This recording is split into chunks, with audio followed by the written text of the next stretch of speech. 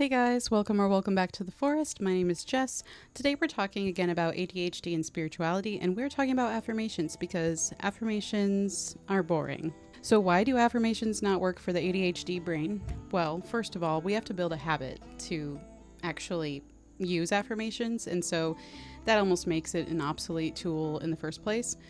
But even beyond that, affirmations have nothing unique or novel about them. They're kind of boring. You just repeat phrases that you hear, and you get bored of it. And so, the ADHD mind and other neurodivergents, I'm sure, we like fun, novelty. We like new things.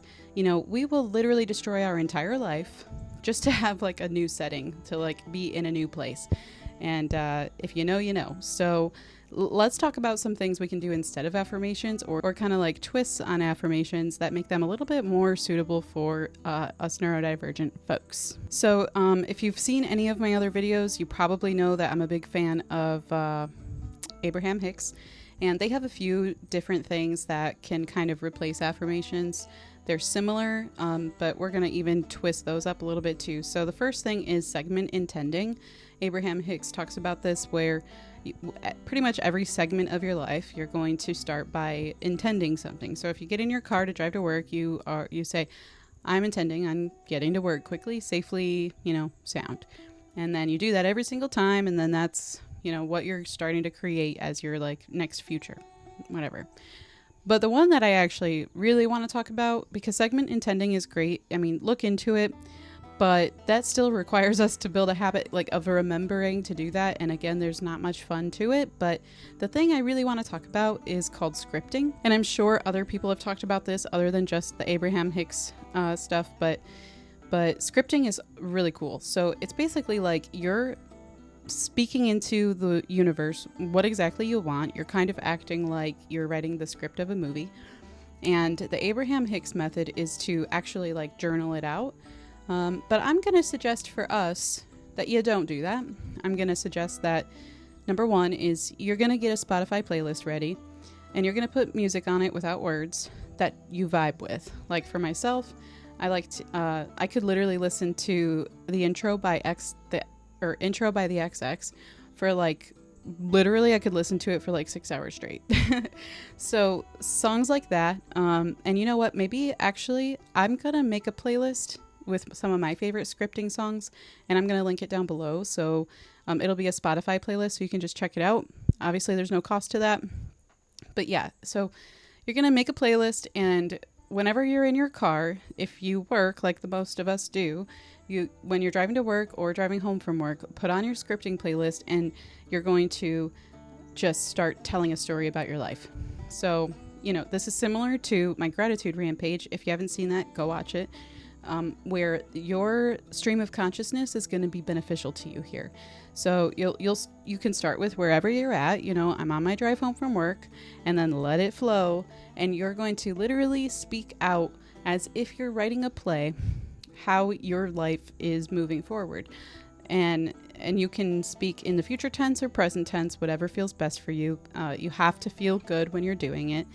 And so when I used to drive to work in the field, I worked at a restaurant, and I would drive to work, and I would talk about my team is so amazing, and today we did this much in sales, and everybody worked well together, and so finally got the hang of that station, and it was so amazing, and I gave them a big high five. And so you're just talking, and the more that you do this, the better it's going to be, and it'll become habit on its own. But the thing about it that's nice is that there's not really much pressure.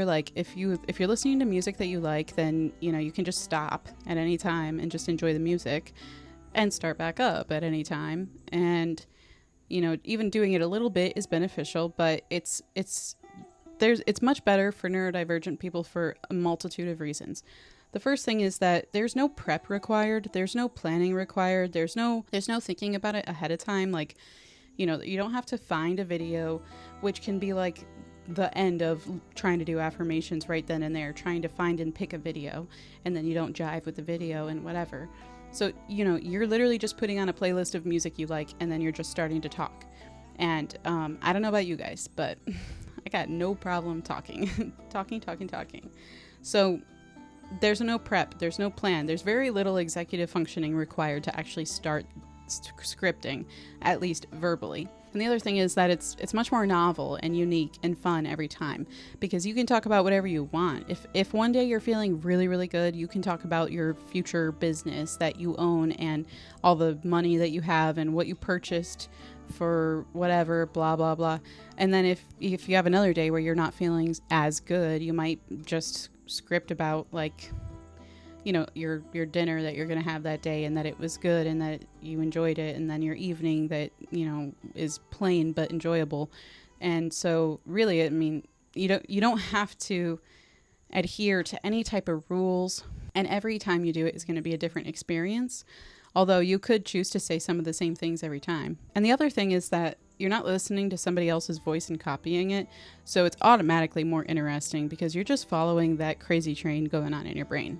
And then another thing about it is you can do this anytime, anywhere, with any type of tools or with no tools at all. You don't have to have music. That's just something that I enjoy. And you don't have to say it out loud. You can say it in your head, although I think it's probably better to say it out loud. And you don't have to be in your car. You don't have to be at home. You could be anywhere at any time and just start doing it in your head. If you really, you know, like, you don't have to actually set out time to do it, which is an executive functioning disaster, to find time to do a thing, even if you want to do the thing. If you've ever struggled to make yourself take a shower, even though you wanted to be clean, you know what I'm talking about. So this is a way for you to do affirmations, and start resetting your brain and its expectations and its beliefs without having to function executively so much. So I really think this is probably the best way to do affirmations as a neurodivergent person. And you could record yourself even doing this once in a while if you wanted to listen back to it. And use it in the future. Not that you're going to memorize it or anything, but, you know, sometimes it's helpful. Like when you're down, like if you have like a recording of you scripting when you were feeling positive, and it kind of helps because you hear your own voice and you're like, that was me. This is me. You know, I could feel like that again. So yeah. That's the whole video, short video, trying to keep it to the point. And if you liked it, please like the video. If you want to find your way back to the forest, please subscribe. I would love if you would comment down below what you think about this, or any other type of techniques you would like to see turned into a neurodivergent friendly option. And that's all. So I'll see you guys next time. Thank you so much. Bye-bye.